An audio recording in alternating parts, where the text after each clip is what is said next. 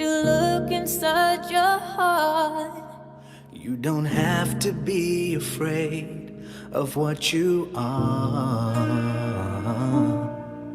There's an answer if you reach into your soul. The sorrow that you know will melt away. And then a hero comes along with the strength to carry on. And you cast your fears aside, and you know you can survive. When you feel like hope is gone, look inside you and be strong. And you finally see the truth, that a hero lies in you. It's a long road when you face the world alone. No one reaches out a hand for you to hold. You can find love if you search within yourself. And the emptiness you felt will disappear.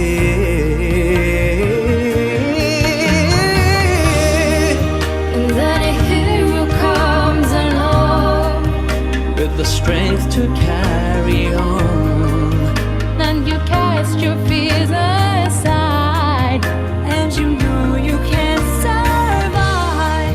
So when you feel like hope is gone, look inside you and be strong. And you finally see the truth, that a hero lies in you.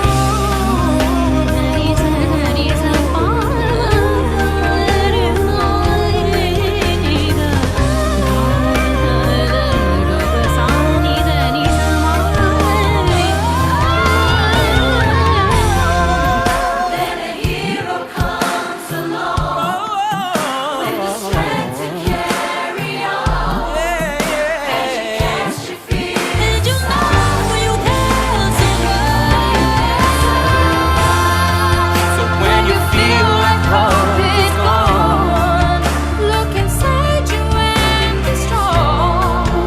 Then you'll finally see the truth. That a hero lies in you. That a hero lies in you.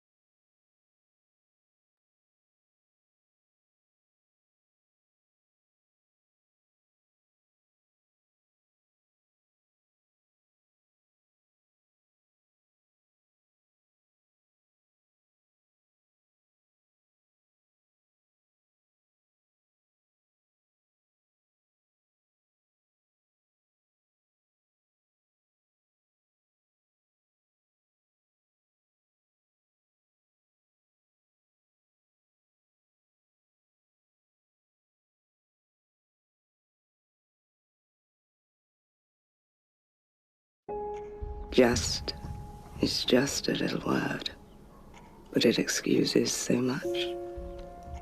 Just a bit of blood. That's new. It's just a little lump, just there. That pain just won't go. It's probably nothing serious, but it could be a sign of cancer. Finding cancer early makes it more treatable. Your NHS is here to see you safely. Just speak to your GP.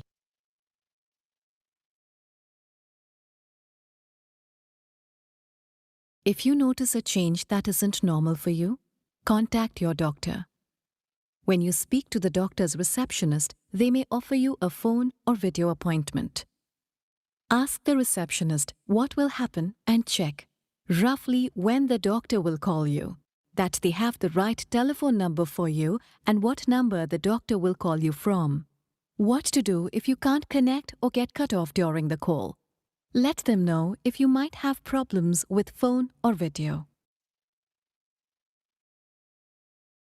Try practicing a call with a friend or family member. Make sure you're close to the phone or computer around the time of the appointment so you don't miss the call. Before the call, write down your symptoms and when they started, how often you have them, and if anything makes them better or worse, so you have info the doctor might need. Write down any questions you want to ask as well. Take the call somewhere quiet where you won't be disturbed, and maybe ask someone to listen in to the call with you for support. They can help ask questions and help you remember what the doctor says. Tell your doctor if you're worried about cancer, and ask them to explain anything you don't understand and about what will happen next. You could write down the information so you don't forget. Remember, if your symptoms don't go away or get worse, contact your doctor again. Get more advice at cruk.org/spotcancerearly.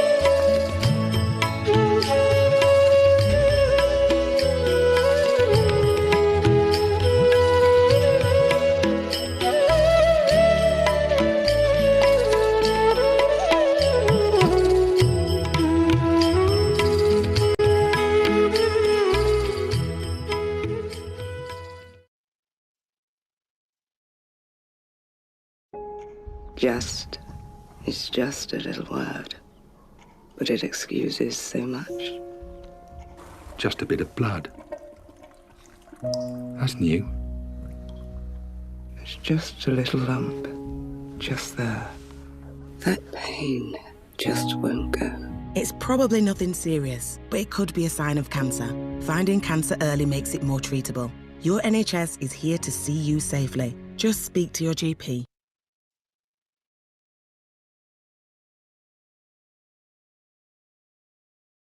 If you notice a change that isn't normal for you, contact your doctor. When you speak to the doctor's receptionist, they may offer you a phone or video appointment. Ask the receptionist what will happen and check roughly when the doctor will call you, that they have the right telephone number for you and what number the doctor will call you from. What to do if you can't connect or get cut off during the call. Let them know if you might have problems with phone or video. Try practicing a call with a friend or family member. Make sure you're close to the phone or computer around the time of the appointment so you don't miss the call. Before the call, write down your symptoms and when they started, how often you have them, and if anything makes them better or worse, so you have info the doctor might need. Write down any questions you want to ask as well. Take the call somewhere quiet where you won't be disturbed, and maybe ask someone to listen in to the call with you for support. They can help ask questions and help you remember what the doctor says. Tell your doctor if you're worried about cancer, and ask them to explain anything you don't understand and about what will happen next. You could write down the information so you don't forget. Remember, if your symptoms don't go away or get worse, contact your doctor again. Get more advice at cruk.org/spotcancerearly. Just is just a little word, but it excuses so much. Just a bit of blood. That's new. It's just a little lump, just there. That pain just won't go. It's probably nothing serious, but it could be a sign of cancer. Finding cancer early makes it more treatable. Your NHS is here to see you safely. Just speak to your GP.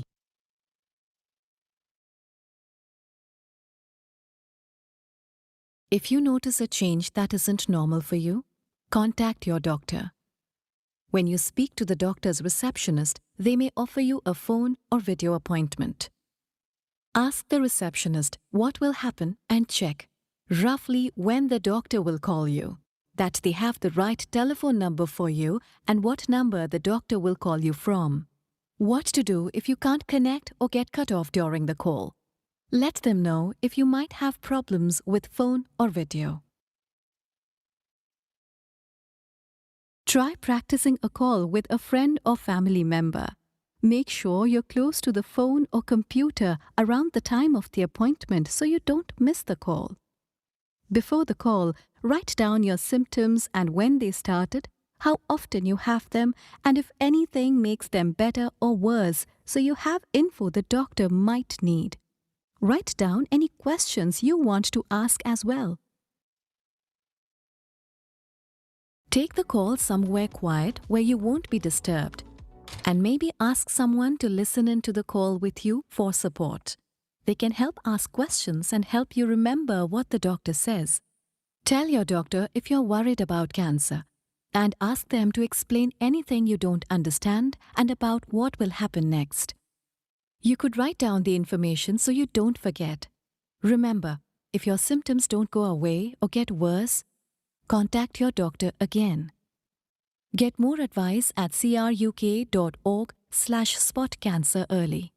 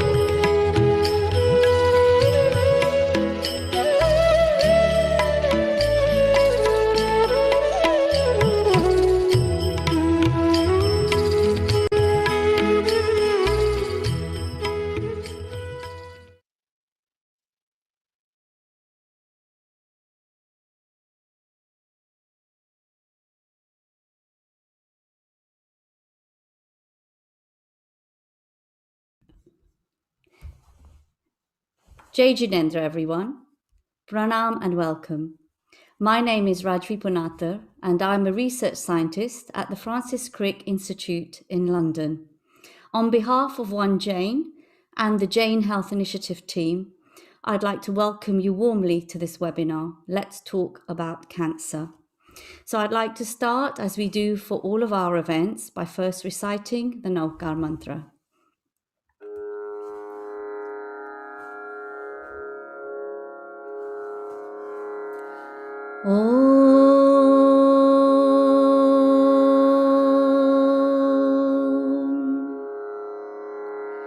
Om Namo Arihantanam. Om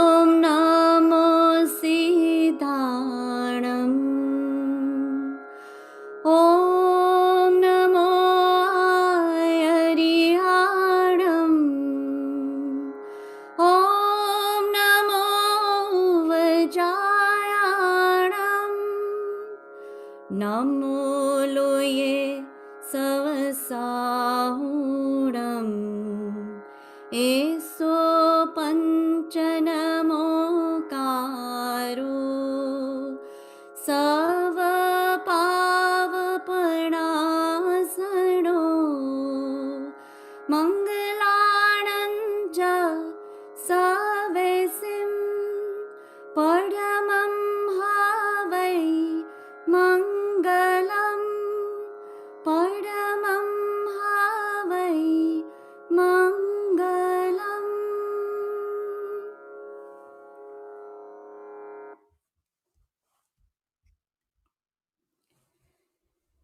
The reason why we brought this webinar to you today is because the country is facing a ticking time bomb of undiagnosed cancer. So it's more essential than ever for all of us to be vigilant, to recognize potential symptoms and seek diagnosis and receive treatment as soon as possible. And we also need to understand and reduce our risks. So today, our expert panel will guide us through this process with clear, practical advice and explanations. As you hear the talk, please, if you have any questions that come to mind, do type them in the comment section below the screen that you see here. We will try our best to answer as many as possible in the final half hour of today's event. I will say, however, that if you have any specific questions that are specific to you about your condition or your treatment, we may not be able to answer them, but any general inquiries we will be happy to answer. So now to our speakers. We have Dr. Amisha Mehta. Amisha, if you can, please put your video on so we can see you. Amisha has been with the Jane Health Initiative basically from its start in around January time of this year. She's a general practitioner in London. Her own interest is in acute and emergency medicine at University College London Hospital, and she's also a tutor at University College London in communication and ethics and law. We also are very lucky to have Mr. Sujay Shah. Sujay is a senior colorectal surgery trainee. He's currently based at the Royal Free Hospital, and his main interest is in minimally invasive surgery, colorectal surgery for both benign and malignant tumors. And our first speaker is Jyoti Shah. So many of you will be familiar with Jyoti Ben. She's also been with us on our journey from the start in January. Many of you will have heard her speak very eloquently in Gujarati. Today she'll be speaking in English. And Jyoti Ben is a consultant urological surgeon at the Burton Hospital's NHS Foundation Trust. She has 30 years of experience. She's a real trailblazer. So not only is she one of the few women surgeons, she's one of the few Asian women surgeons and probably one of the few Gujarati women surgeons. So she also specializes in prostate cancer and currently runs not-for-profit Inspire Health campaigns. She not only is a very good surgeon and a good speaker, but she's published extensively, including over 60 articles, 9 book chapters and 4 books. And she's won several awards as well. And she's even had a play based on her, written about her. So Jyoti Ben, I'll be handing over to you. Please take it away. Rajvee Ben, thank you so much for that very kind and generous introduction. Right, Vadilo Payo Tatabeno Batanemara Jayinendra. You will no doubt recognize many of the faces here. They all have one thing in common: cancer. Worldwide, more than half of all new cancer cases are either breast, prostate, lung, or bowel cancer. In men, the most common cancers are prostate, lung, and bowel cancer, whereas in women, the most common cancers are breast, lung, and bowel. It is interesting to note that the most common cancer for either sex is actually gender specific. Globally, 1 in 6 deaths are due to cancer, And from this, it's clear what a huge impact this disease has all over the world. Lung, liver, stomach, and bowel cancers are the most common cause of death from this devastating disease. And they account for more than 4 in 10 of all cancer deaths. And interestingly, this has remained unchanged since 1975. In the UK, we have one of the highest rates of cancer in Europe, and the incidence of cancer is higher than 90% of the world. So what's happening here? Well, every 2 minutes, someone in the UK is diagnosed with cancer, and every 4 minutes, someone in the UK dies from cancer. Overall, 1 in 2 people in the UK born after 1960 will be diagnosed with some form of cancer during their lifetime. That's 1 in 2, a staggering statistic. Now, no talk in current times will be complete without mentioning the other C word, COVID, not cancer. And COVID-19 has had a huge and significant impact on cancer. The number of people going to see their GP during COVID has decreased. And this was reflected in the number of people then who were referred to us in hospital. Now, if I show you this graph, when any of you go and see your GP with any kind of symptoms or problems, if there is a suspicion of cancer, then your GP will refer you to the hospital to see someone like me. And as you see on this graph, every month, pretty much, we in hospitals get about 200,000 suspected cancer referrals. But look what's happened in April. Massive dip. And we saw the lowest point during COVID in April last year, where we didn't see people come through to us. And the cancer that was most affected was lung cancer. We saw a 34% reduction in referrals for suspected lung cancer. So where are they all? And of course, all this means we see less people in hospital if you're not sent through to us, and therefore we do less tests to investigate you for cancer. And in fact, last year in 2020, we in hospitals did 4.6 million less diagnostic tests than the previous year. And the consequence of that is that less people are diagnosed with cancer. Rajvee has already mentioned the ticking time bomb.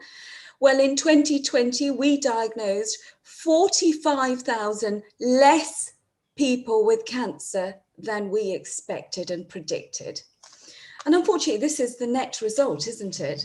So what you see here, if you follow this arrow, this is a lady, 73-year-old lady who came to see me just about 10 days ago.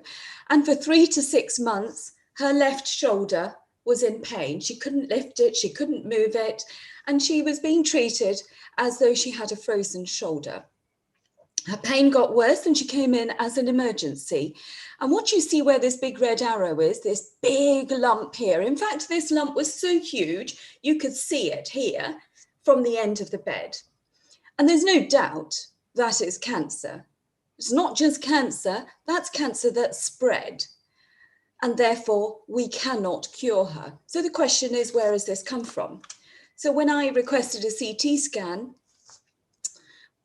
what you see here, where the arrow is now, the big red arrow, there's a big lump here in her right kidney. So basically, this lady was diagnosed with kidney cancer that has spread. And that's not a very good outcome. And this is the problem we're seeing now. So when we think of COVID, we think of approximately 130,000 people who have died in the UK from COVID, the thousands and thousands of others who have suffered and are now suffering with long COVID. Almost 4 million people worldwide have died of COVID. That's almost the population of Croatia, who played and lost to England this afternoon in the football. But whilst COVID has had a huge impact, we've also had a huge impact on lots of other diseases, and cancer is one of them.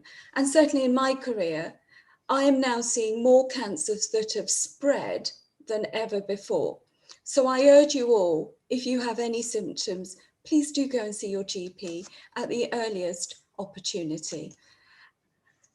I'm now, if you have any questions, please do put them in the chat. We'll be delighted to answer them later.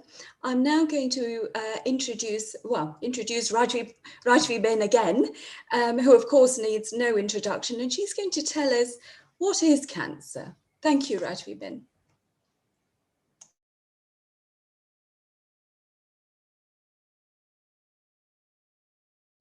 Rajvee Ben, you're on mute. Sorry, thank you, Jyoti Ben, for that very compelling introduction. My interest in cancer is because for the last 30 years, I've been trying to understand how it happens at the DNA level. I worked for 15 years at Cancer Research UK, and now our lab has moved to the Francis Crick Institute, and I'm carrying on that work there. So as a cancer research scientist, I sort of get asked 2 or 3 very, very common questions. So I'm just going to share my screen now.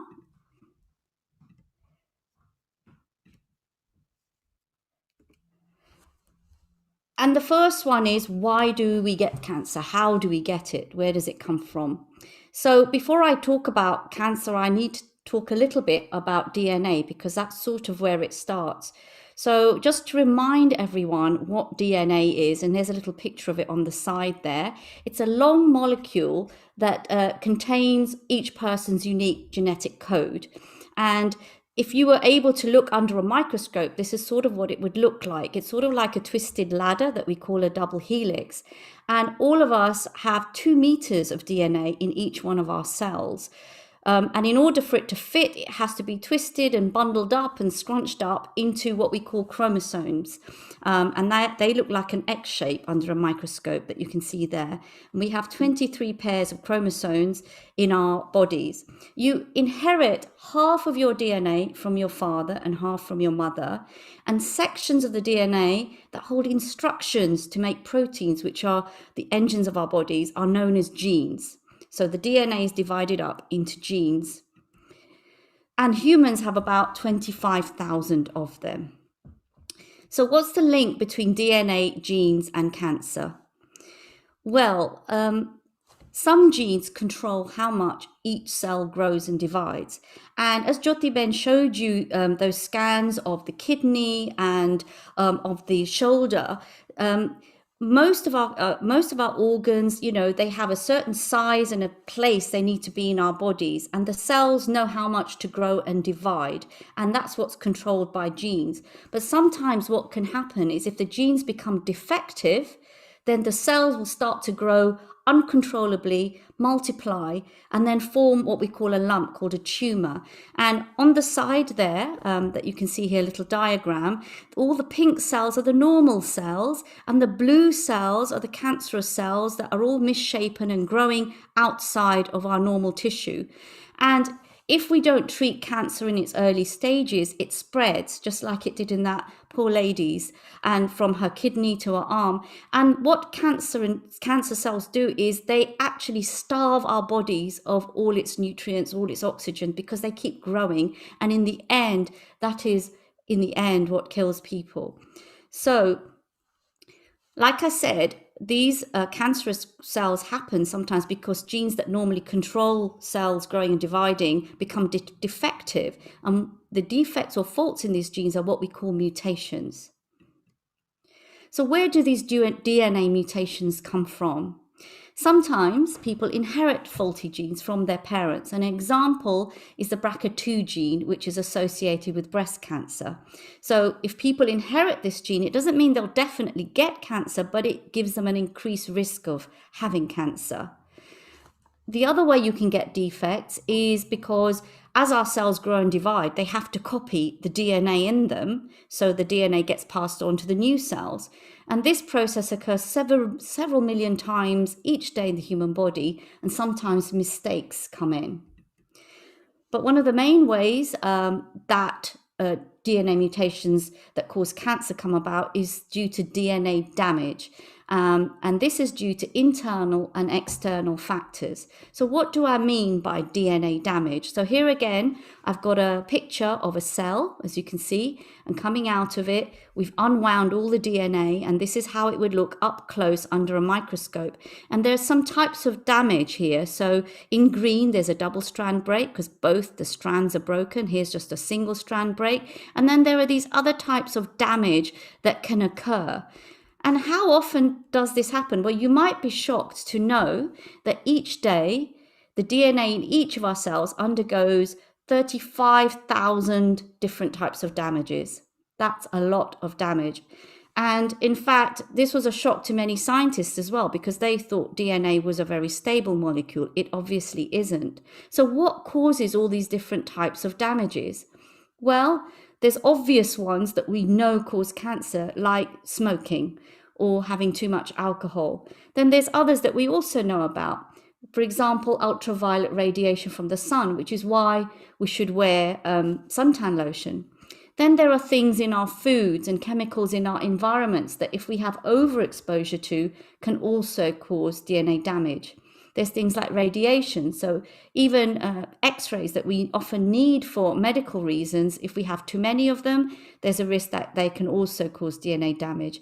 And apart from all of these, even if none of these happened, there are natural processes in our cells, things that are caused by just having oxygen there, that can actually damage DNA. And there's nothing you can do about that. So you're probably asking, well, if it's being damaged that much and it's happening naturally, how come we're all okay?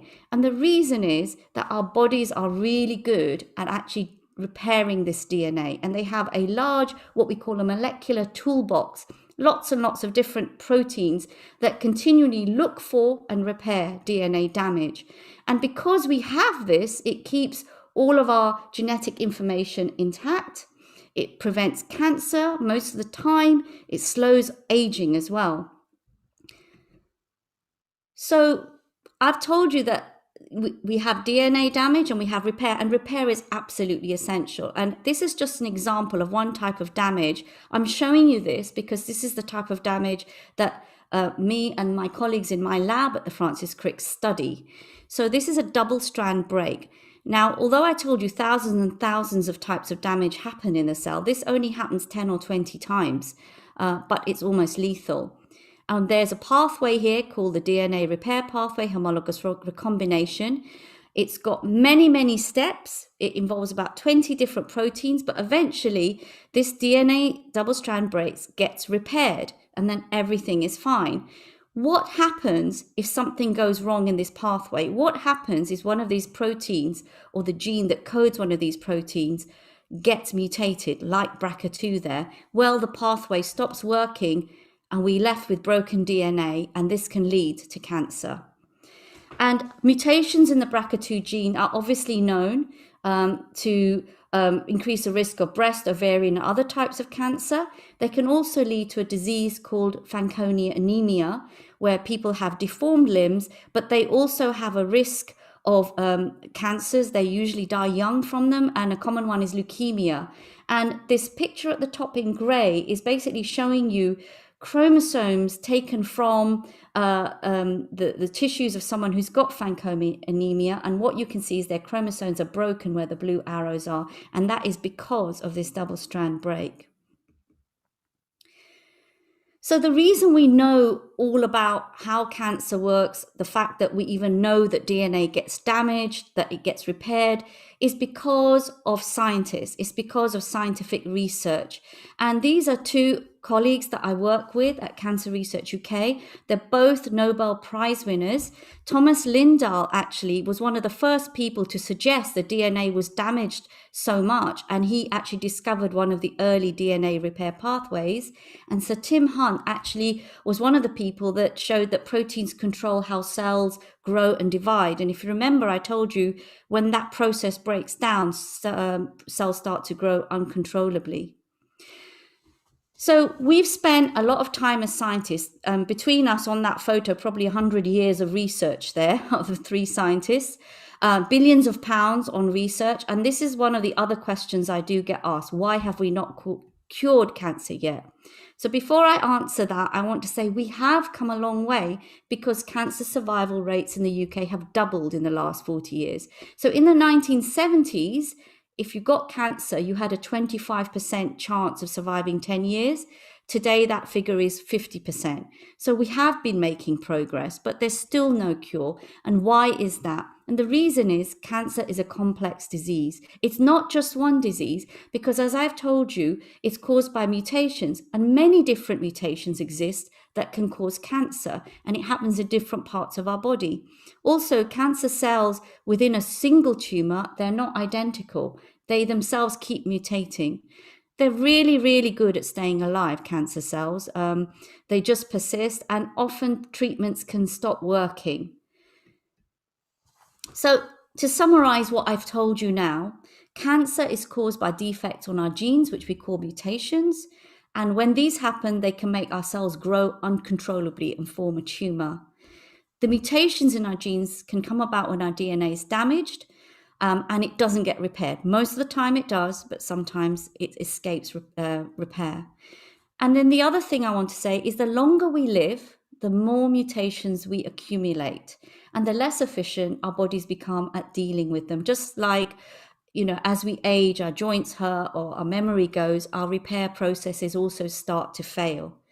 So people aged over 50 are very likely at some point to get cancer. In fact, 9 out of 10 people, 9 out of 10 diagnosed cancers are in people over the age of 50. The treatments can help a lot, and they can help you not cure, but treat it in a way that gives you many, many more years of life. And in many cases, you're quite safe for the rest of your life. But early detection and diagnosis is key. So the earlier we catch it, the less chance it has to grow, the less chance it has to spread. And to tell us about how we spot those early signs, I'd like to hand over to my colleague, Amisha. Thank you very much. And if you have any questions, as Jyoti Ben said, do put them in the little box underneath, the comments box underneath the screen. And I'm handing over to Amisha. Thank you, Amisha. Thank you, Rajvee Ben. Good evening, and Jai Janendra. My name is Amisha Mehta, and I'm a general practitioner in London, as previously mentioned. I'm just going to share my screen with you all.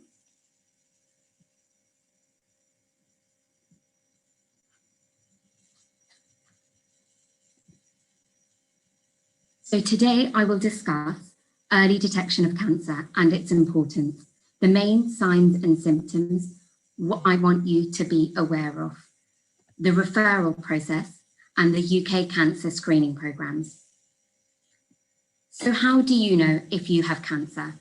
There are over 200 different types of cancers, and there are so many symptoms that it is very difficult to know what to look for. Today, I'm going to highlight the most common symptoms, the ones I want you to be aware of, and the ones you can recognize at home. We call these red flags. Red flags are signs and symptoms that may be related to a serious disorder. I would like to emphasize now that these are the most common signs. However, if there is anything unusual for you, you must tell your doctor, even if it's not on this list. In the majority of the cases, the symptoms will not be related to cancer. Let's work our way through the body by starting at the top. Let's start with the mouth and the tongue. If you notice any ulcers that are lasting longer than 3 weeks, you must seek medical advice. Often these oral cancers do not have symptoms. You may not feel that they are painful, and so it is even more important for you to attend your routine dental appointments, as dentists are the ones picking up these cancers. Smoking is a particularly high risk factor for this and many other cancers, including lung cancer. Now I'm going to ask you to think about your throat. So if you notice a hoarse and croaky voice that's been lasting for more than 3 weeks. That's another sign to discuss with your doctor, as we can get various throat cancers. Now to think about the upper chest and the throat. If you're noticing a cough for more than 3 weeks or coughing up blood, then that could be a sign of lung cancer. Within the chest, we have the food pipe. So if you're noticing difficulty swallowing, then I would like you to discuss that with your doctor. So for example, if it's the one-off swallowing, you've had difficulty with that, then that's not a problem. But if it's lasting for 3 weeks, or it's gradual, or you used to be able to eat solids and now you're only managing liquids, that's something to worry about. You may also notice indigestion or heartburn. Often a lot of us experience acid reflux or heartburn, especially after spicy meals, alcohol, or fizzy drinks. Now, if it's continuous despite stopping them or taking something over the counter like Gaviscon or Rennies, then speak to your doctor. It may be something simple that they start, like a tablet that you can pick up from your pharmacist. However, if they will make that decision for you. Moving on from the chest to the skin and the breast area. So not just the ladies, but men as well. If you notice symptoms that, like a new lump or change in your skin, breast or nipple area, it is worth checking that out. It is important to regularly check yourself and self-examine, especially into the armpit area, in women of all ages, as we are referring unexplained lumps in breast lumps in women over the age of 30 as urgent. So all women should be checking themselves regularly. As I've mentioned lumps, it is also important for men to check their testes regularly for lumps. From the skin, I want to move down to the abdomen and stomach area. Symptoms to be aware of are appetite loss, not eating as much as usual, and persistent bloating. So we may notice these in various gut cancers, but you can also notice this in ovarian cancers. So ladies, please pay attention to that. Now moving on to the lower end of the body. If you're noticing a change in bowel habit, such as constipation, looser stool, or going more often, especially if it's lasting longer than 4 to 6 weeks, then again discuss with your doctor. Blood in your back, coming from your back passage or in your stool, again, this could indicate a lower gut cancer. Women, if you're noticing unexplained vaginal bleeding, including after intercourse, between periods, or after the menopause, then you will need to be investigated further. And finally, with regards to urinary symptoms, if you are noticing blood in your urine, there could be a problem with your kidney or bladder. More often than not, this could be a simple urinary tract infection. However, men, it is very important to check your blood if there's blood in your urine, or even if you're having difficulty passing urine, whether it is going more often, painful urination, or a change, as this could also indicate a problem with your prostate. So we have discussed some specific common symptoms, but there are also general symptoms to be aware of. Unexplained weight loss.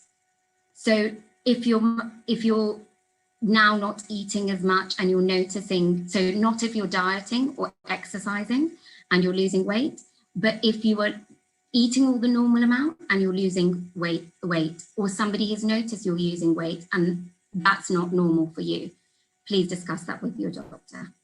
Appetite loss, I've mentioned before.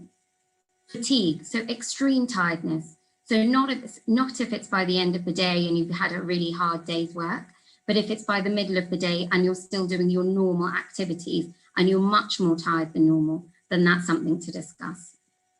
Very heavy night sweats.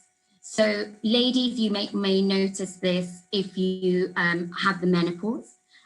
However, if this is something new to you, and men as well, if you're noticing this, that's another sign. I've already mentioned unexplained bleeding, so that's from the rectal and vaginal area. However, if you're noticing bruising on your skin, then please discuss this. It could be something simple like the medication you're on, but the GP will make that decision. As previously mentioned, an unusual lump or swelling anywhere on the body. And then a skin sore that does not heal. So if this is lasting for 3 weeks, then please discuss this, as it could be a sign of skin cancer. And then finally, an unexplained pain or ache.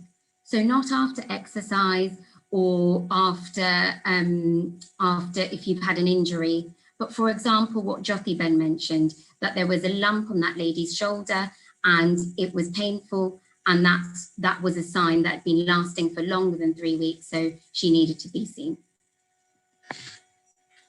So now we have discussed all the general and specific symptoms. It is important to remember that the majority of these symptoms do not lead to cancer. However, if you have noticed a change in any symptoms, generally lasting for 4 to 6 weeks, then whether it's on the list or not, get it checked. So now you may feel that you have these symptoms. What do you do next? We want you to contact your GP. The GP will make an assessment and a decision of the next steps. This could be via an initial telephone consultation, or the GP may ask you to come in for a face-to-face consultation. And we know, I can hear you all saying, it is not always easy to get an appointment with your GP. You're waiting on the phone, you're not getting through, and then you get through, but there are no appointments available. So what do? We still want you to contact us. Please use the various forms of communication that your practice allows you to, and we will get back to you. Urgent messages are highlighted to us by the reception team and via the e-consultations, and we do prioritize. However, that is not the only barrier. Some people feel they are anxious, scared, or embarrassed about their symptoms. Please do not be afraid to tell these symptoms to your GP. Some people believe it won't happen to them, or they believe that it hasn't happened to my parents, so it won't happen to me. Unfortunately, we are all at risk. Cancer will affect 1 in 2 of us in our lifetimes.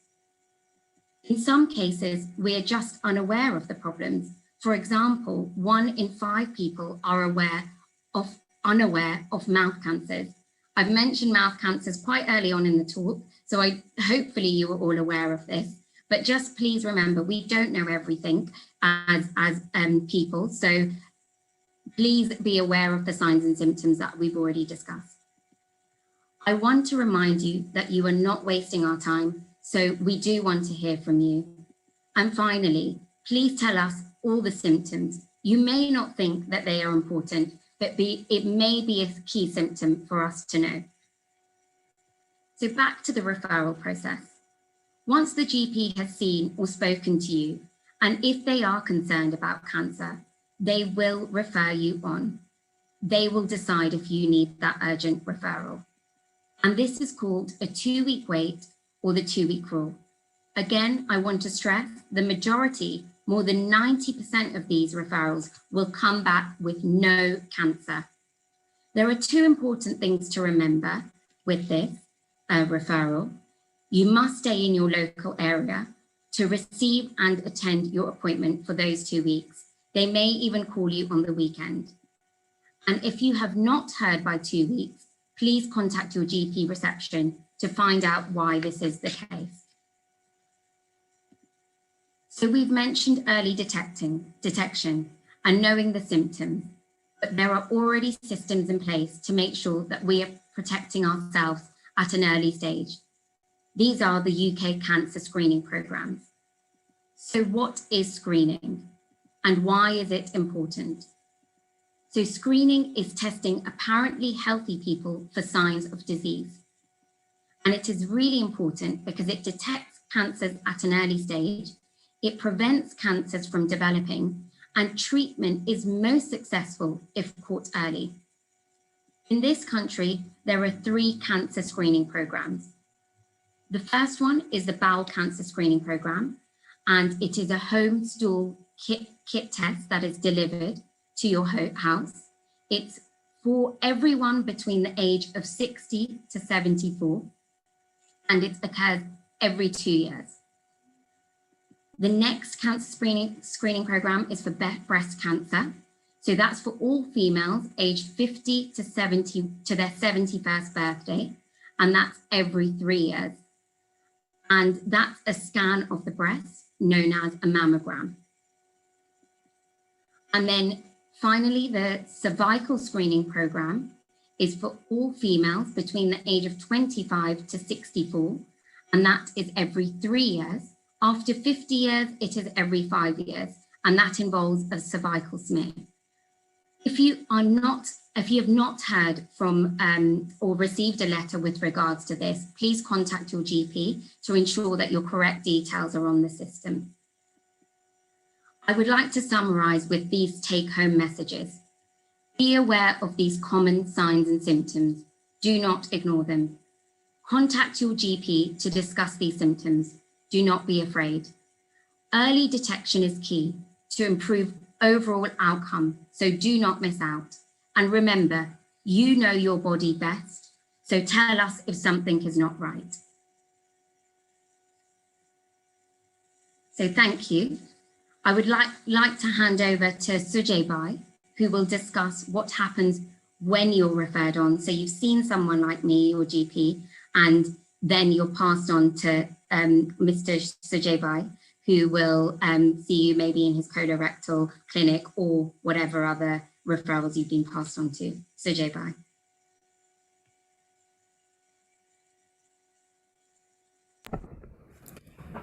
Thank you very much, Amisha Ben.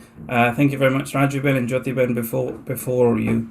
My name is Sujay Shah, and I am a colorectal surgeon working at the Royal Free Hospital in London at the moment. What I'm going to do over the next 10 minutes or so is just go through a little bit about what happens in hospital once you've been referred, and some of the tests that you may undergo, some of the treatment options that you may get to discuss. I want to reiterate what the previous speakers have discussed though. If you are worried about symptoms, if you have symptoms, go and see your GP. If your GP refers you on to hospital, we're more than happy to see you, investigate you, and put you through the process. Because when it comes to cancer, early detection, early diagnosis means better survival, without a doubt.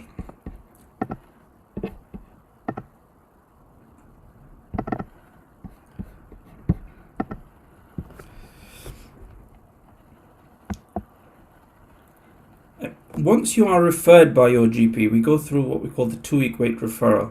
What I want to reiterate with this, it is a process that is very well run in the UK, and there is a very fixed timeline to it. So once you are referred by your GP, there are 2 specific targets that I want to talk about here. One is that within 28 days, you should have a diagnosis about whether or not you have cancer.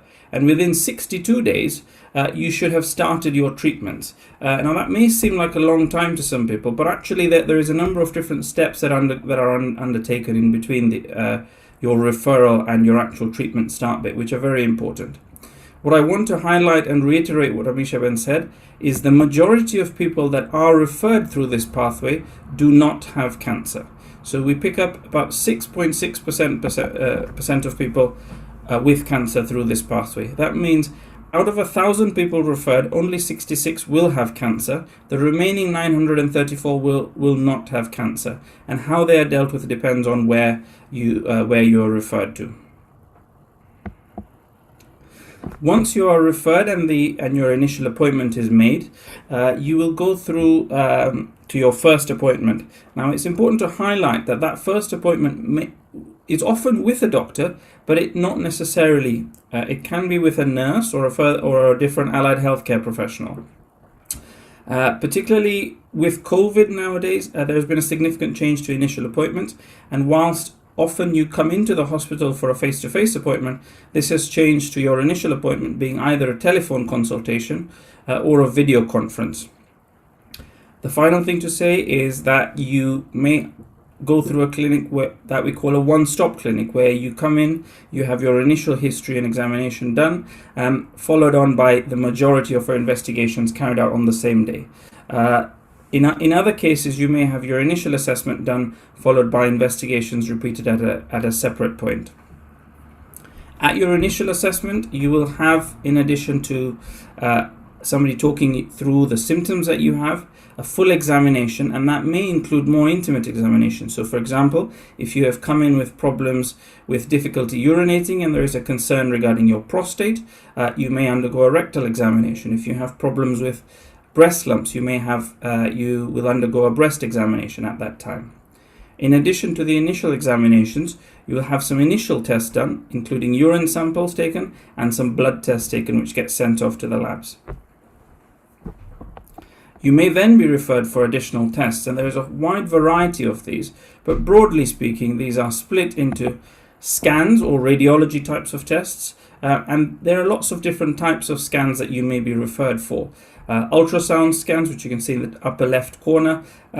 For example, if there's a concern regarding your liver or your gallbladder, that may be the first test you get sent for. CT scans, which are very common, it's the big donut in the top right hand corner. CT scans if you have a problem with your lungs or any problems within the abdomen. MRI scans, which are similar to CT scans, but often a narrower tunnel and often take a bit longer and are much louder, but are much more detailed for specific areas. So for example, the prostate or specific features in the brain. You may also be referred for specialist tests. The most common one of these, and it is a very simple test, in essence it's an X-ray, but it's a mammogram, which is a picture on the left-hand side, or specific tests like PET scans, which give us an idea of the function of a particular part of the body as well. You may also be referred, in addition to radiology and scans, you may be referred for endoscopy. So an endoscope is simply a small camera that is used to look into a body orifice, that is used to look into the body either through the mouth, through the anus, through the penis or urethra, to look on the inside and get a direct view of the area that is a problem. In a lot of cases, it's the gold standard. It's the best test to directly look at where the problem is. And in the bottom right-hand corner, you can see a picture of a cancer within the colon. Ultimately, the purpose of all the tests, endoscopy and scans, is to get a sample for pathology, a sample of the tissue that is worrying or concerning, so that we can look at that under the microscope. And the top picture just shows a biopsy needle and a biopsy sample. Often these are taken either at the time of endoscopy. Sometimes you can see that you may have special scans done to allow you to get a needle biopsy in a particular area of the body. You may have a general anesthetic. Most commonly, most of these biopsies are done with patients awake, but sometimes you may require a general anesthetic or you may require sedation.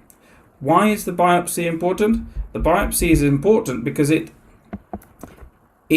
tells us, it gives us the information that we need to start talking about treatment of the cancer. So what sort of tissue is it? Is it cancerous or not? And if it is a cancer, what type of cancer? What is the grade of it, and are there any specific features? And more recently and more importantly, its potential responsiveness to different treatments. So how well will it respond to particular treatments? So all of these steps take time, and they lead up to probably the single most important step in your care, which is what we refer to as the multidisciplinary team meeting or the multidisciplinary decision making, where a group of experts from different specialties, so surgeons, oncologists, radiologists, pathologists, and often there's more than one of each of these, will come together in a room and go through your case in detail. And that includes nursing staff, and they go through every single aspect of your care, including what your overall health is like, how you presented. They go through your scans, go through all the biopsy results, and come up with a treatment plan for you, or a treatment recommendation for you. That then leads into your clinic appointment. So once we have all the information together, we will get you back to the clinic to have a discussion. And what I would say with clinic appointments is, if you're able to have somebody come in with you for support, If you're able to write down questions that you may have, go through those in some detail in your mind. But often it's important to write things down because you tend to forget on the day, or there's a lot of information that's thrown at you, and therefore writing things down makes it easier to digest and proceed. Specific questions that you may want to ask: what sort of cancer do you have? What are the specific treatment recommendations? Are there any other options? And what if I don't undergo this treatment? What will happen? What is the time frame in terms of treatment, but also in terms of recovery? What sort of support is available? And that refers not just to medical support, but also psychological support, financial support, and finally, who you should contact if you are worried, if you have more questions, or if there is an urgent problem outside of clinic hours. So who you should contact and how you can contact them. And usually there is a specialist nurse, a clinical nurse specialist that will pass on their contact details to you and give you all of this information. We'll talk a little bit about treatment options next. And before I start on this, what I want to say is that cancer is a huge area. Cancer is a huge topic, and it's difficult to do it justice in a short space of time. And one person's cancer or one person's treatment for cancer is not necessarily the same for their neighbor or their relative. So it's important that treatment options are tailored to the individual, and that is why the multidisciplinary team meeting is very important. Broadly speaking, though, there are a few different treatment options for different cancers. The first one is radiotherapy, and a common example of that is for prostate cancer. Radiotherapy essentially involves X-ray beams targeted at a specific area to try and address the cancer cells. Secondly, you can have anti-cancer treatments like chemotherapy, and there's a few different other options there, so things like hormone treatments or immunotherapy. So these are given to treat the patient and the cancer as a whole. Now, these may be given orally, they may be given through a drip, they may be given as a one-off. Both of these, radiotherapy and chemotherapy, may be given as a one-off, so just once only, or they may occur on multiple cycles. And you may stay in hospital or you may come into the hospital for the day, or you may stay in hospital for a period for all of these.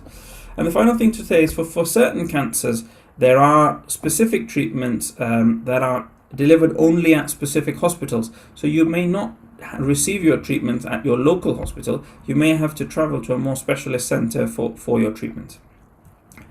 The final thing to talk about in terms of treatment options, which is what a lot of cancer treatment involves, is surgery. And the classic example of that is colon cancer. So early colon cancer, surgery is the gold standard treatment, and is often the only treatment that you need. So surgery to remove the problem area, surgery to remove the cancer in the colon, is often the only treatment that is required. There are certain cancers where actually no treatment is required initially, and we adopt what we call a watch and wait approach. That is either because they are very slow growing or there's no significant effects of those. But sometimes, as unusual as it may seem, it may be that we don't treat cancers and simply watch and wait them. Often you will have combination treatments. So for example, for rectal cancer, if you have advanced rectal cancer, you may have a combination of chemotherapy and radiotherapy initially, followed by rescans and then surgery. So there may well be a combination of treatments.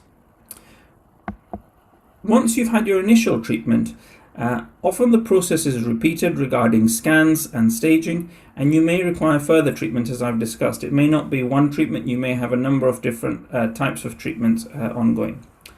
At the end of all of your treatment cycles, plans for the future, how you're going to return to normal life, what sort of a recovery period you'd expect, any particular care that you need to take. Those are all questions to ask your surgeon and oncologist.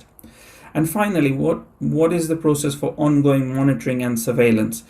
The majority of cancers that are treated, even if they are fully cured after initial treatments, they will undergo a period of monitoring and surveillance ranging from a year to 5 years to 10 years. And that may be a combination of scans, endoscopies, or simply blood tests to monitor how things are going.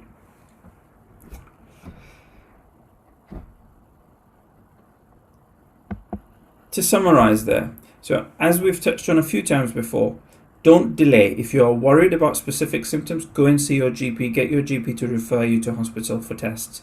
We're happy to see lots of people. We're happy that the majority of them don't have cancer, but the ones that we pick up, early detection, early diagnosis means that they will do better survival.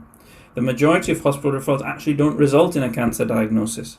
There is a very strict timeline. As I said at the beginning, 62 days does seem like a long time, but the process overall is to ensure that all the T's are crossed, all the I's are dotted, and make sure that all the investigations are up to date and a decision that is right for you as an individual is made. There are a range of different tests and treatment options which go through the multidisciplinary team meeting, but other factors may impact on that. Your other health problems, what your choice is. You may choose that you don't want specific treatment. All of this is taken into consideration. And the final thing to say, there is a lot of support available. We have fantastic colleagues in general practice that will refer on to the hospital, and they are often the first port of call for patients even after they've been referred to hospital medicine. But within the hospital, there's a lot of support available, starting with your clinical nurse specialists and other organizations. Thank you all very much for listening. As previous speakers have stated, if there are specific questions, if there are questions that you have, please put them through the chat and we'll have a session at the end going through a lot of the questions. I'm now going to pass back to Jyoti Ben. Brilliant. Thank you so much, Sujay. What an amazing and very comprehensive talk. That's brilliant. Thank you. So we have seen that cancer is a large group of diseases, can start in almost any organ or tissue of the body. When cancer કેવી રીતે થાય છે અને એની જોખમ આપણે કેવી રીતે ઓછી કરી શકીએ? So it's not normally possible to know why one person develops cancer and another person doesn't, but we do know that certain risk factors increase your chance of getting it. So some cancers are hereditary and they pass down in families. So Rajvee Ben has already mentioned the BRCA gene, which if these mutations go down in families, and we know they increase the risk of breast cancer. And actually I see a lot of BRCA gene mutations because the risk of prostate cancer is also increased. And about in 100 cancers, about 5 to 10 of them are hereditary and passing down families. But actually, the most important risk factor is getting older. The median age of diagnosing cancer in this country is 66 years.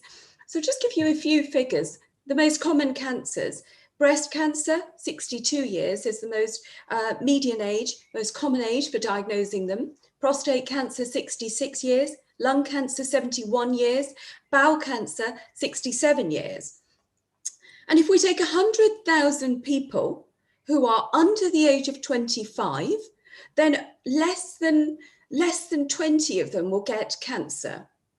However, if we take people who are between 45 and 49 years of age, again, we take 100,000 people, then 350 will get cancer. So you can see that already compared to the younger generation, the risk is going up.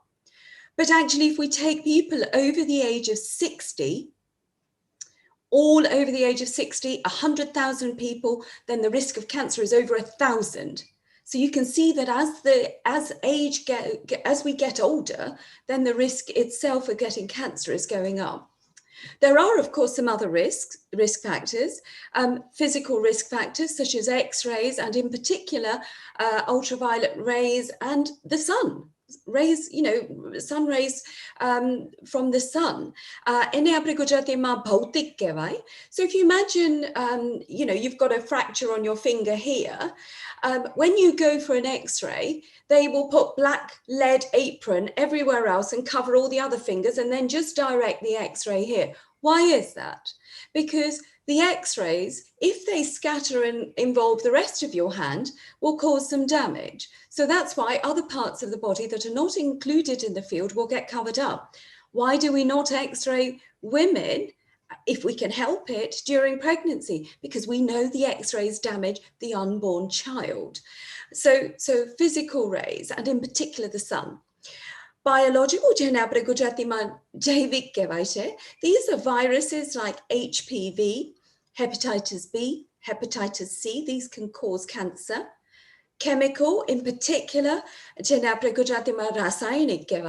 so of course everyone knows about smoking, tobacco smoking, and the association with lung cancer.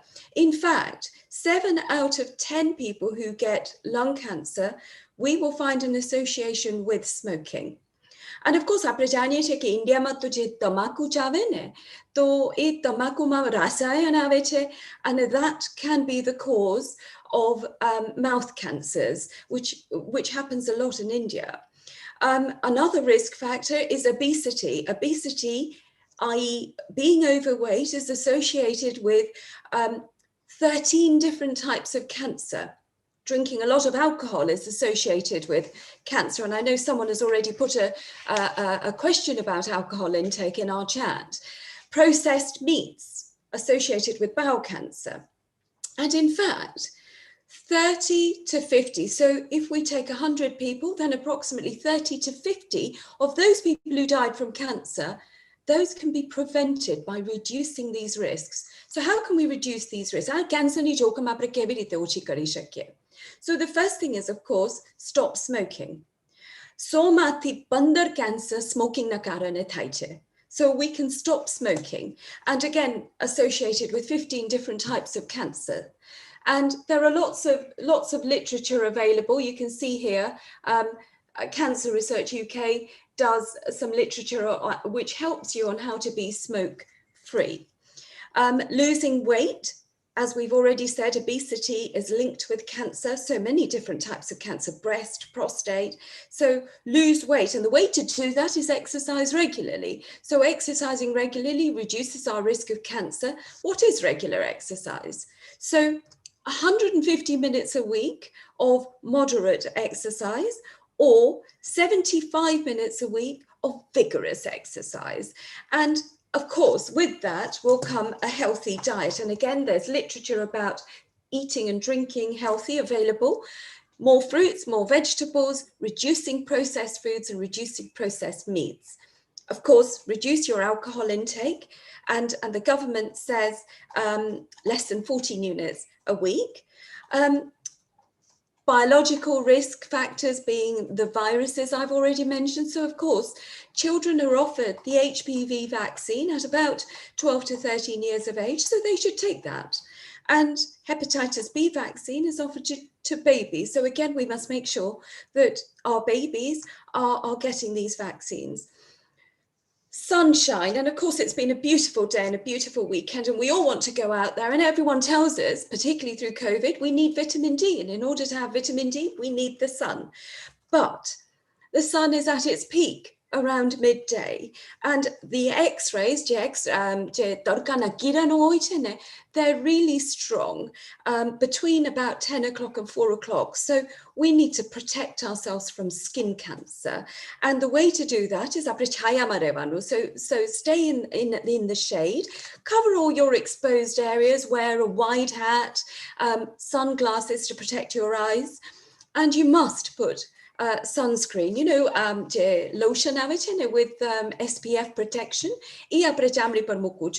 and make sure that the SPF is at least 15 to get adequate coverage, but if not, 30 is better. And we should do that every couple of hours. Just keep putting it on to protect our skin. So there are some things, and of course, again, there's lots of literature available on how to reduce and stay safe in the sun. Finally, remember that although cancer burden is increasing and it's exerting a tremendous effect, both physically, emotionally and financially, not just on individuals and families, but also on communities and health systems, we do know that survival has increased. And we know that if we pick up cancers early and we treat them early, then we're going to be able to cure people and increase their chance of surviving longer. Please, once again, remember to ask any questions in the chat and we'll try to address them later. Now, I'd like to turn to Ashish Bhai Badani, who, Ashish Bhai, if I could invite you to join me, please. Ashish Bhai and his family are setting up a number of cancer care webinars directly for the Asian community. So I'd like to ask Ashish Bhai a bit more about this. So Ashish Bhai, firstly, can you just tell us, I mean, all of this is because of your experience with cancer. Can you tell us a bit more about your experience with cancer? Yes, hello. Thank you, Jyoti Ben and Rajvee Ben, as well as Chain Health Initiative and One Chain for having me on.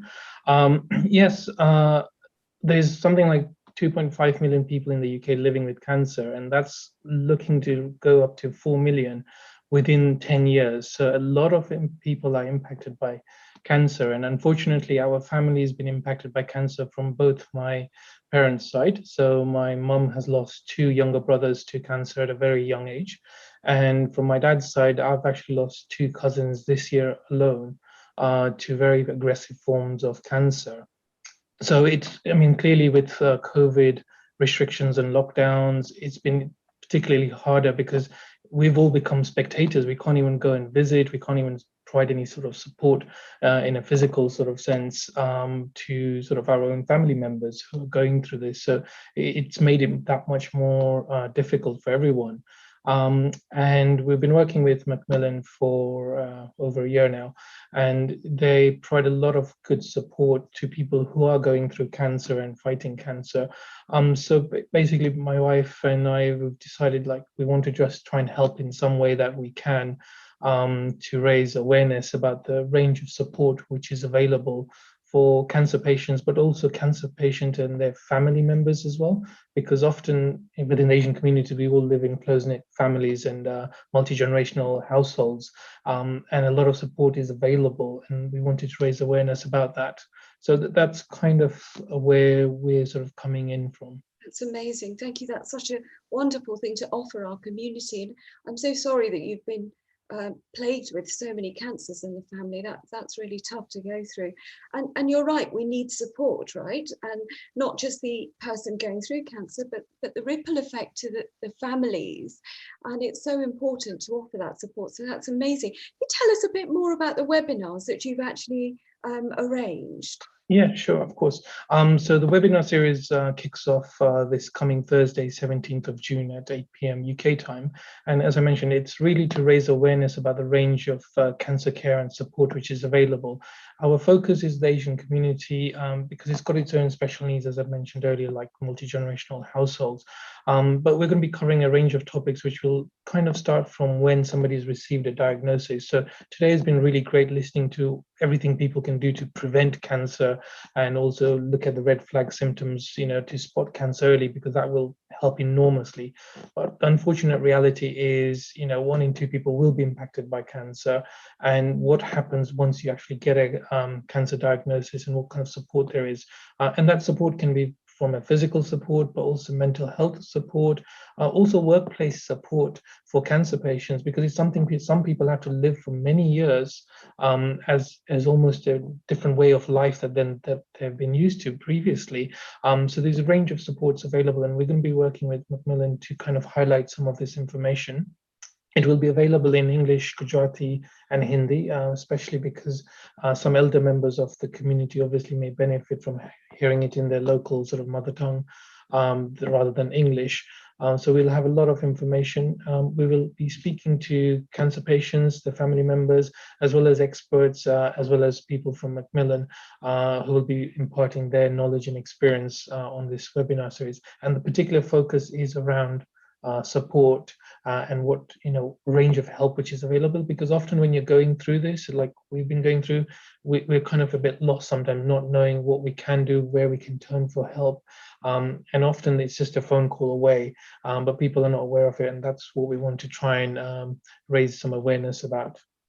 Yeah, that's brilliant. And because there's such a need, isn't there? And especially when you're going through this sort of tumultuous time, simple things like knowing that there are resources available to help you with parking in the hospital.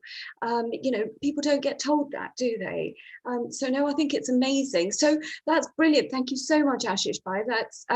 That's great work. So just to remind everyone, Ashish Bhai, your first webinar is next Thursday, 17 June, and it's signposted up there. We'll also be putting it on our chat. 8 wage sharu thase. So please, if you are going through cancer, or if you know someone who's going through cancer, who might benefit from this, or just generally for us to know about, because so it's useful for all of us to join. So please do join in and support this amazing work. Thank you so much, Ashwin.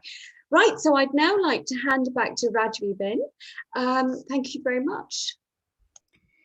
Thank you to all of our speakers. And before we start the question and answer sessions, there's still time if you have questions to put them in the comments.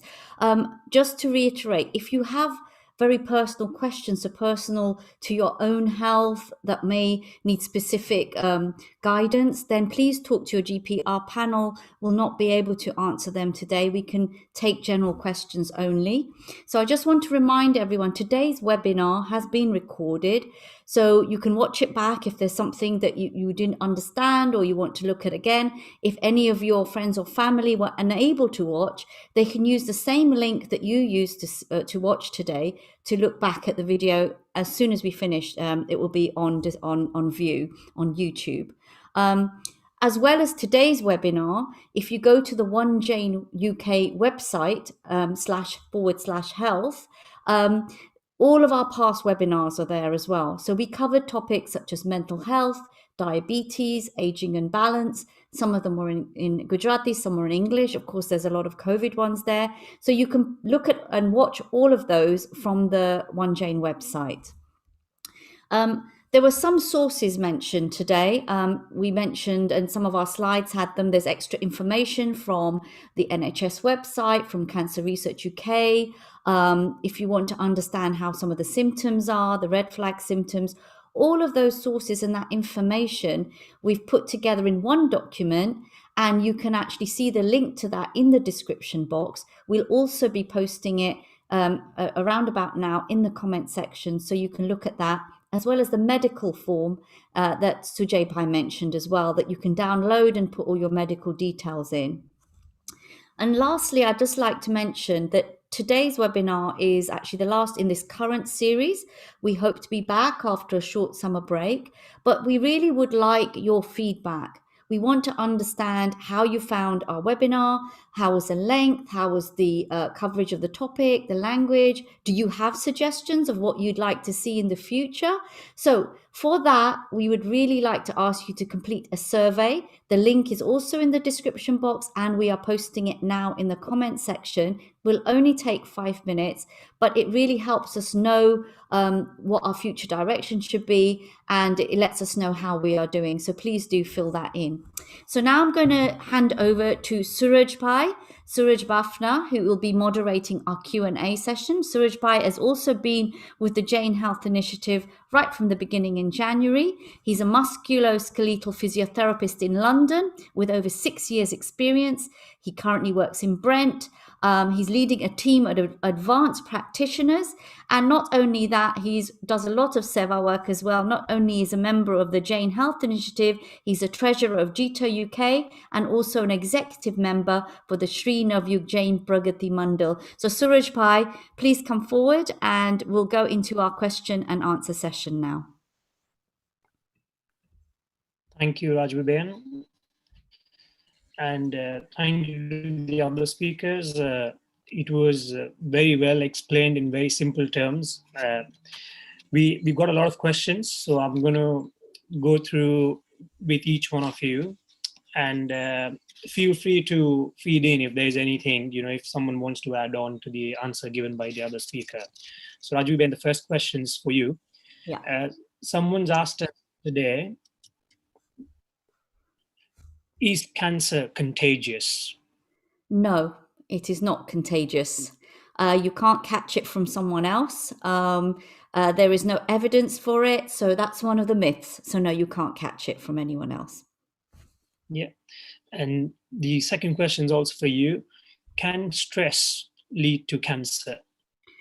I think I think there are studies that show that people that are highly stressed can have a higher incidence of cancer. I mean, it's all to do with lifestyle, and perhaps Jyoti Ben, you can also and comment on this as well. You're on mute. Right. So, really good question. Obviously, there's a lot of stress around, particularly at the moment with COVID and, you know, the financial fallout of all of that. What stress does is, as Rajvee has said, you turn to a different lifestyle, whether that's comfort eating, some people turn to drink. So although there's no direct link of stress and cancer, what happens is your pattern of living, the way you live your life changes. So, you know, for example, some people say, oh, I put on so much weight and I'm eating a lot because I'm comfort eating because I'm stressed. Well, we know that putting on weight and becoming obese is linked to cancer. Some people turn to drink. We know that if you turn to drink and you drink a lot of alcohol, then that we know is associated with cancer. So there are indirect links. But of course, if you're stressed, your immune system, there is evidence that your immune system goes down, and there is that association as well. So it's multifactorial, lots of different reasons, rather than a direct link. Thank you. Sujay bhai, the next one's for you. Can cancer surgery or biopsy cause cancer to spread in the body? That's a really good question. The short answer is, in theory, yes. But actually, the more long-winded answer is, when the decision is made for biopsy to be done or surgery to get a biopsy or get a tissue sample, it's very carefully thought out, taking into account some of that in particular. Are you risking converting a cancer that is in one particular area to spreading it elsewhere? And so, in theory, yes, that can happen, but in practice, we try and avoid that. And certainly, if you've been offered a biopsy, that it will have been well thought out, and that risk is very minimal. Yeah, thank you. So we have to believe the specialist. You know, if he's or she has taken that decision, it is really thought about and then, you know, given to us. Next question is for Amisha Ben. What is a multidisciplinary team appointment which we get? So Sujay Bai touched on this within his talk, and it's a holistic team. So holistic means numerous different types of people. They come together, generally health professionals.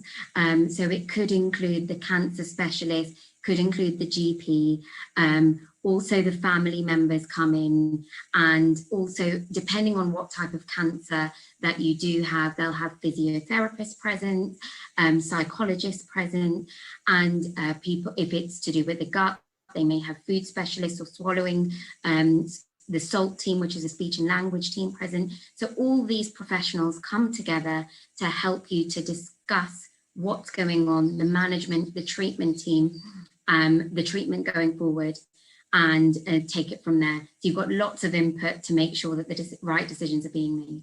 Surajbhai, could I add to that? Great answer, Amisha Ben. But there's another angle to these multidisciplinary team discussions, and that's just to say that every new cancer diagnosis in a hospital is discussed in these meetings. And one of the main reasons the government brought this initiative in is, let's take, for example, I'm a surgeon. And so if someone comes to me with cancer, I just want to do an operation, but that might not be the right treatment for that particular patient. But so, you know, but that's not right. And so we want to stop people giving a biased opinion. So having a room full of cancer doctors, radiotherapy doctors, chemotherapy doctors, as well as surgeons, allows us to have a balanced discussion on the correct and right treatment options. It may not just be one, it may be radiotherapy and surgery is equally effective for that cancer, but it stops anyone providing a biased opinion. And you get a balanced opinion from a group of professionals who spend, you know, in my hospital, I have an MDT meeting every Wednesday afternoon for 3 hours. We discuss all up to 50, 60, 70 cancers every week. and you get the right outcome for the patient. So that's what it's also about. Thank you. Sorry, Amisha.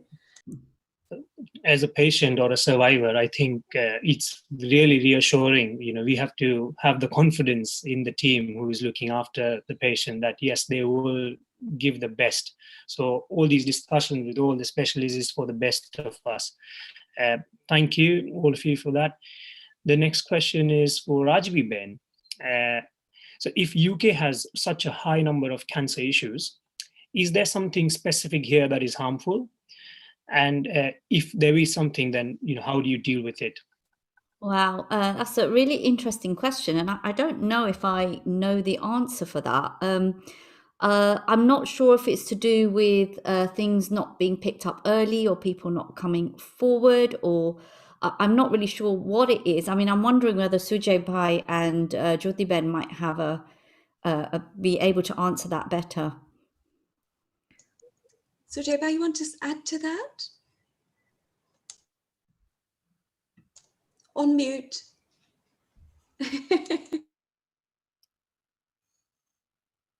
No, you're still on mute, Sujay Bhai. Sujay Bhai, you need to come off mute.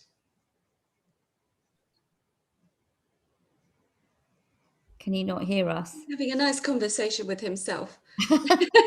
we're trying to lip read now. So if I can add a bit to that, I think again it goes back to risk factors that I discussed. Where you live. So for example, I mean, even in India, the incidence of cancer is rising now, right? So there are, and what's that down to? Well, they've got a change in their lifestyle, haven't they? They're adopting a more Western lifestyle in India now. So there are changes, a different diet to certainly what, there's a change in that. So I think there's a lot to be said for the environment and for the environment in which you live, and also the food, exercise, etc., and pollution. We didn't mention pollution, but air pollution has a part to play in all this as well. Yeah, thank you. Thank you. Sorry, go for it. I had some issues with unmuting. Yeah, exactly what they've both said. And the other thing to say, though, is we're also much better at picking up cancer now. So that's the other thing to say is 40, 50 years ago, tests, scans, referrals were much fewer. And so we may have had more cancers than we knew. People often died for reasons that weren't very clear. We're much, much better at picking things up nowadays, and that certainly explains some of the increases, and may also explain the differences between the developing world and developed countries as well. Well, we have one of the best, the NHS in this country has one of the best screening programs anywhere, particularly when it comes to, bowel, which Sujay Bhai will know a lot more about, bowel, cervical, and breast cancer. We have a screening program that we encourage people to attend, and therefore we do pick up cancers a lot earlier as well. So absolutely adds to it. Yeah, thank you. On that note, where Jyoti, when you said, diet is also one of the, things which we need to keep in mind. May I ask this question to Rajvee Ben and Jyoti Ben? So does being vegetarian help in prevention of cancer? Rajvee Ben? I mean, I think it does. I mean, we know that generally vegetarians are a little bit more careful with what they eat. They tend to have a lower protein intake. They tend to eat less junk food. So I think, I'm not sure if it's a direct thing, but just indirectly, vegetarians basically, in terms of their food intake, perhaps less processed food as well.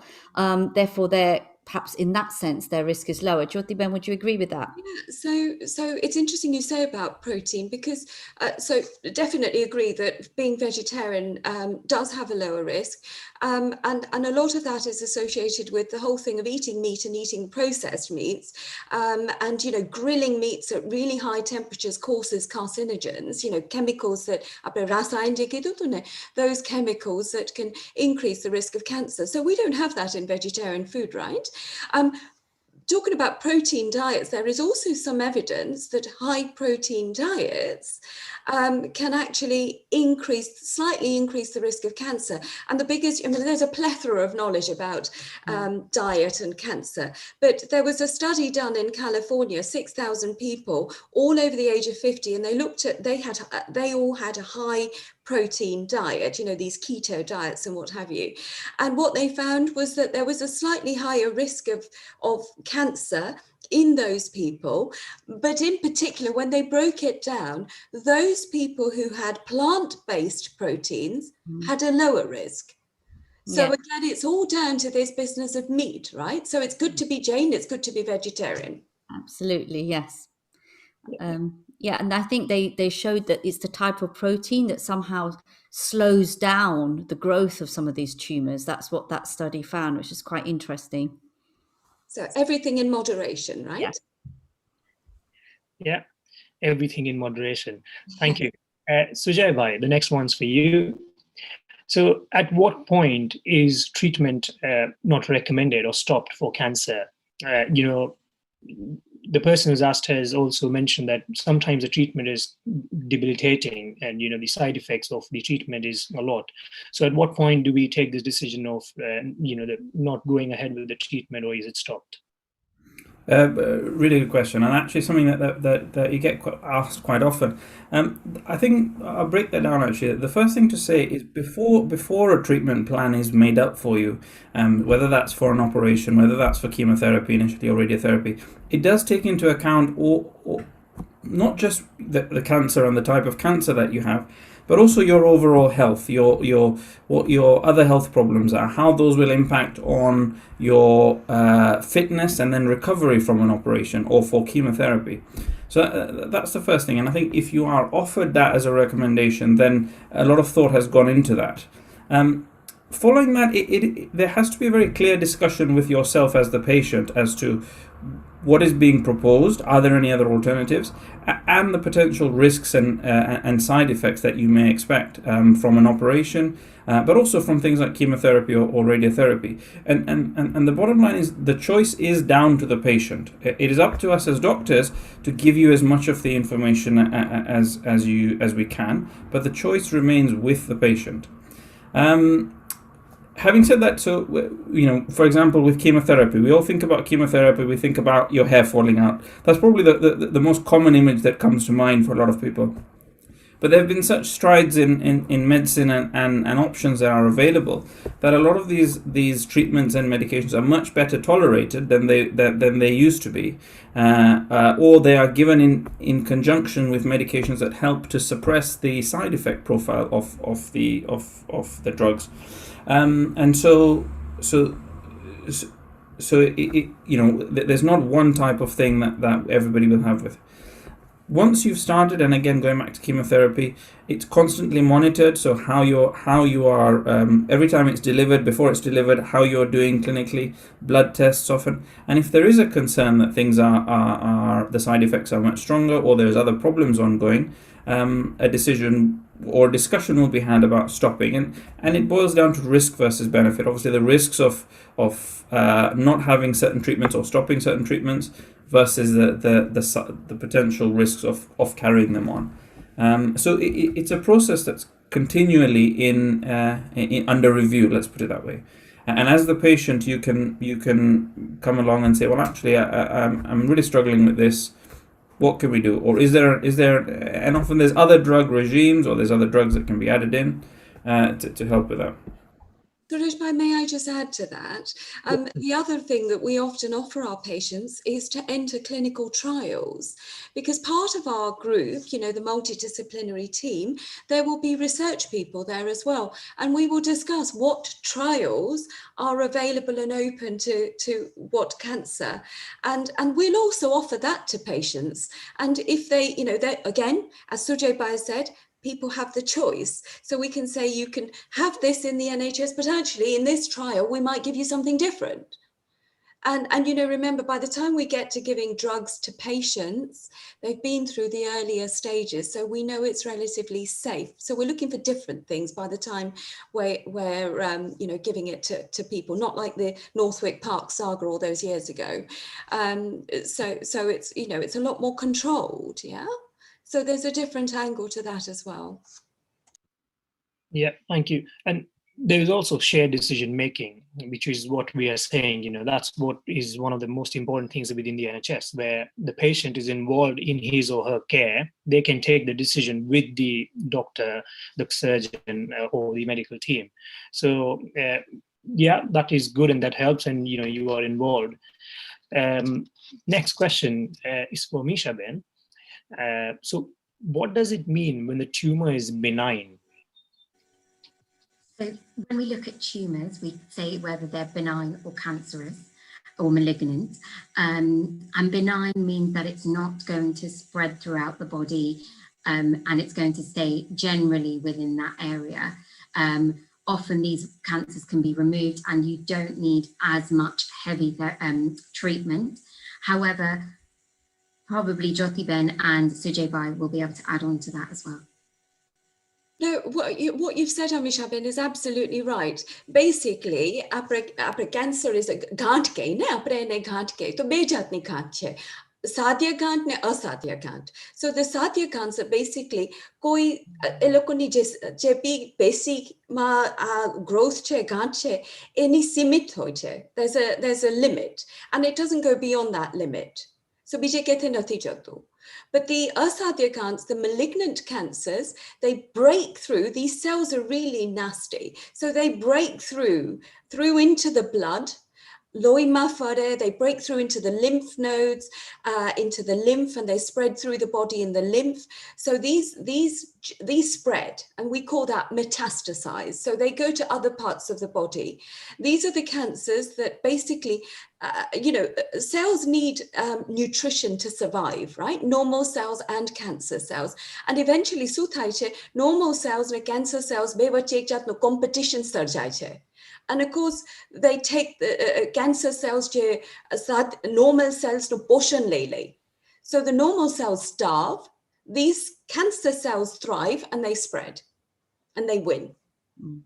So that's the big difference. The benign ones stay within an area, the malignant ones spread or can spread. They don't all spread, but have the potential to spread.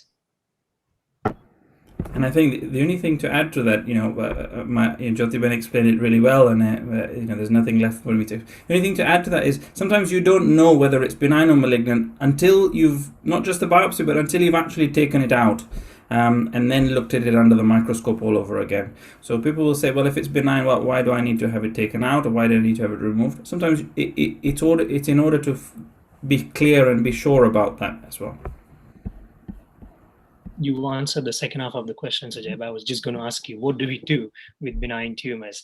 Yeah, thank you. There's one, I'm mindful of time, but someone's raised a question at the last minute, and I think this is very, very important, about, so treatment for cancer and talking of trials, risks and benefits.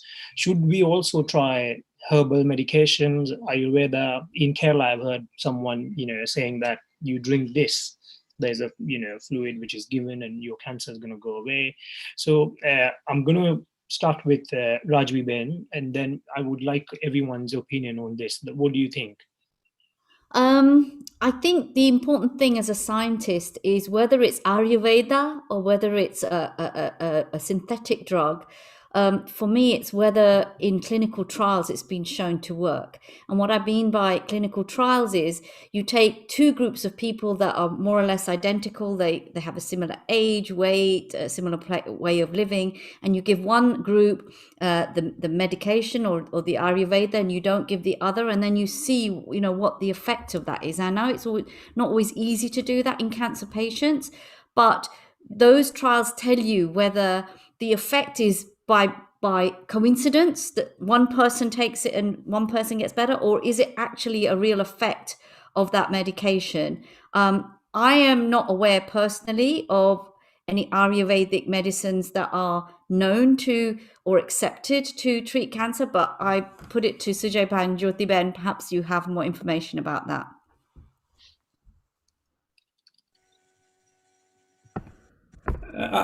What I would say, I was lucky enough to grow up in a household where my papa used to have a lot of, so my grandfather, my paternal grandfather, used to have an Ayurvedic solution for almost everything. And even now, the first thing that I'll do is if I have a cough and a cold is honey hardar, Yeah. with water, and at the same time, though, looking at it with a science hat on, it's difficult to, as Rajvee Ben said, to be able to properly rationalize a lot of these treatment options that are given out Ayurvedic medicine, because there isn't really a clear objective science behind them.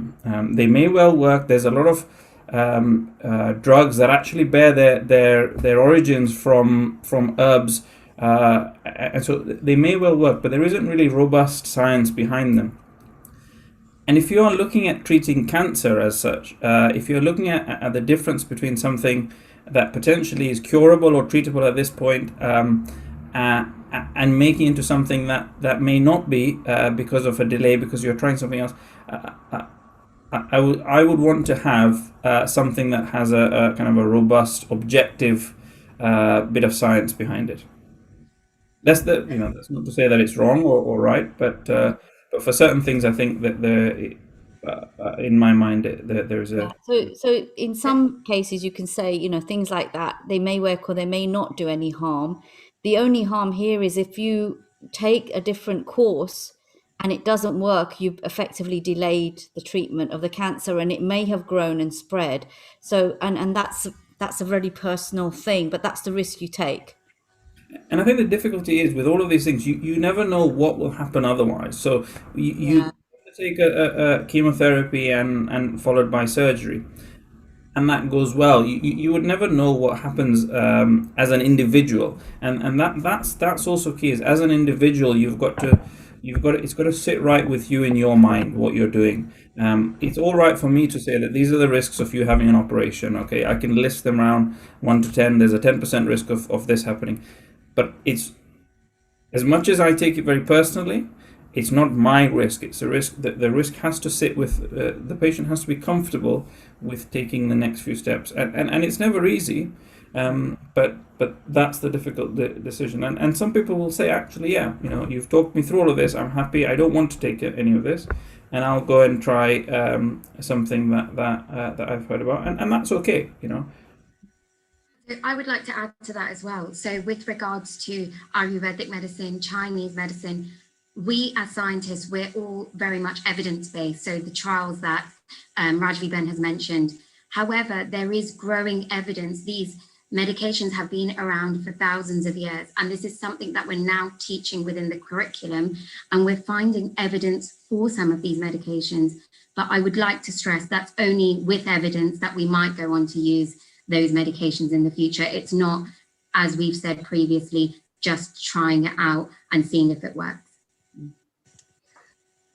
So thank you, Suraj, my really interesting question, and it's one that certainly Apra Samajma comes up quite a lot because of where how we all handle medication and natural remedies, both diet and otherwise. And there's a place for all of this, and it may be on top of the current treatments that are available. And as long as right? But the problem is, in the UK, we have protocol-driven treatment options. And these are, as Amisha Ben has said, evidence-based protocols. So if I suddenly digress and I start saying to my prostate cancer patients, I'm not going to offer you an operation, I'm not putting you on hormones, I'm not giving you radiotherapy, instead take this drug, I think I'll probably be struck off, because that's off kilter from what is the current recommended and accepted way to treat people. And again, you have to give people the option, and you have to say to them that if you want to take, haldi or whatever else, some Chinese drug, that's fine, but this is not our recommendation, and this is not what I'm comfortable with, but you have to be comfortable with your treatment. And the problem then is, so the risk will be the cancer will get worse. So only recently, I saw an 82-year-old man whose prostate cancer had spread all over his body. I have a way to treat him and keep him alive for many years, right? I started him on the treatment, and marker to monitor the treatment. After 3 months had come down, and it was much better. So he said, I've been cured. I've had a calling. He was very religious, very Christian. So he's had a calling, and he wants to stop all the treatment. That's fine. I am duty bound to say to him, this cancer will now continue to spread. But he wasn't comfortable with going back on drugs. I have to respect that. But I have to also give him the pros and cons of the path he is taking. And that's what this all boils down to at the end of the day. We are just here to guide people and advise people on, with evidence and protocols and what we know to be correct. We can't give you what we don't know yet. So you have to take that advice, as Surajbhai says, you have to take the advice we give you with good faith. Thank you. Thank you. Thank you, everyone. Just one last question, and if we can keep this very quick one, because this is an important one. For people who have cancer, who are living with cancer, and their family members, there's also a lot of stress going with that. What resources are available within the NHS or outside of the NHS to help these patients? If Amisha Ben, you can take this one, please. So this is a very common, so thank you, Surajbhai. This is a very common question that we get as GPs all the time. So firstly, your first point of contact is your GP. You can contact us, we will discuss all of this with you. Now, if your family member is going through the cancer process at the time, then there are many different teams that are available to help you and your family.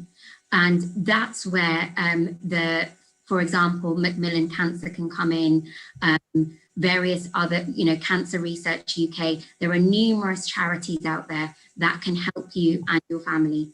Often within the cancer team, there's a family liaison officer or somebody who can direct you, and they can give you these resources. I would suggest speaking, if it's actually very difficult right now, because with COVID coming into the hospital, you're not getting to see as many of these people that you usually see. So the doctors, the nurses, the people that you would be around. However, now as things are opening up, the one person might be allowed with the cancer patient. So please speak to all the people who are available there. The nurses are brilliant at that. Speak to your GP, they have many resources. And then if Jyoti Ben, Sujay Bhai, if you'd like to add on to anything there, please. So thank you, Amisha Ben. Surajbhai is a really good question, because we've already said that this disease not just affects the individual going through it, but to the entire family. And because we all live together, there's a huge ripple effect here. So one of the other resources, on top of what Amisha Ben has mentioned already, are support groups. And most hospitals, for most cancers, will have their own support groups. And I know, for example, Mari Hospital, a few years ago, I set up a prostate cancer support group, which now runs regularly once a month for my prostate cancer patients, not just for the patients, but actually also their wives attend. And what we found is, for example, one of the wives came to me, said, I'm really struggling with, coping with him, what he's going through. And what I did was buddied her up with another wife in that support group, and they started meeting up for coffee to support each other. So actually support groups are a really valuable resource, and a lot of hospitals have them. So, ask, when anyone gets diagnosed with cancer, they'll get the card for their contact in the hospital, their clinical cancer nurse specialist. That's their port of call. And that's the person also to call from a hospital point of view to say, what is available to me from the hospital? And then, of course, Macmillan, amazing support. Thank you. Yeah, thank you. Thank you, everyone. Thank you, Rajvee Ben, Amisha Ben, Jyoti Ben, Sujay Bhai. With this, I'm sorry we've not been able to answer all the questions, but if anything, you can get in touch with us. If anything, which is personal, please go to your GP or to speak to a concerned health professional. I hand over to Rajvee Ben, and I would like to really thank you for doing the job you're doing. It's a very difficult job to do, to be where you are and see patients and, where you are helpless at times and you can't take this decision. But really, salute to you all. And Rajvee Ben, over to you. Okay, thank you so much, Suresh Bhai. Great moderating. As I said before, this is the last for our current series of webinars. And I would really urge those of you to please fill in the survey. Some of you may have done the survey before, but this survey will be about today's webinar, and we would really appreciate your feedback. There's a link in the description box below your screen. We're also putting it in the comment section. We would really appreciate your feedback. So I'd like to thank our speakers, Jyoti Ben, Sujay Bhai, Amisha Ben, Suresh Bhai, for moderating. We also have a team of people that you don't see on the screen. So helping with the questions are Anjali Mehta and Raj Mehta behind the screen. Also Sunil Bhai, who's been helping to post all the links on the comment section. Ajay Bhai as well. And we have our Zoom team. So Nemish Mehta and Kumar Mehta, they help set up the YouTube and they help manage the One Jane website as well. The Jane Health Initiative actually consists of over 40 of us medical, scientific and health professionals. And we've come together because what we want to do is to help educate our community and help improve your health in the best way possible with this webinar series, but hopefully we'll be doing other initiatives in the future. So please look out for messaging after the summer break. If you want to watch any of our webinars from previous times or even this one again, please use the link that you used today or go to the One Jane website. So that's onejaneuk.org/health. I'd like to wish everyone a good evening and we hope to see you again in a few months' time. Jai Jinendra, everyone, and goodbye.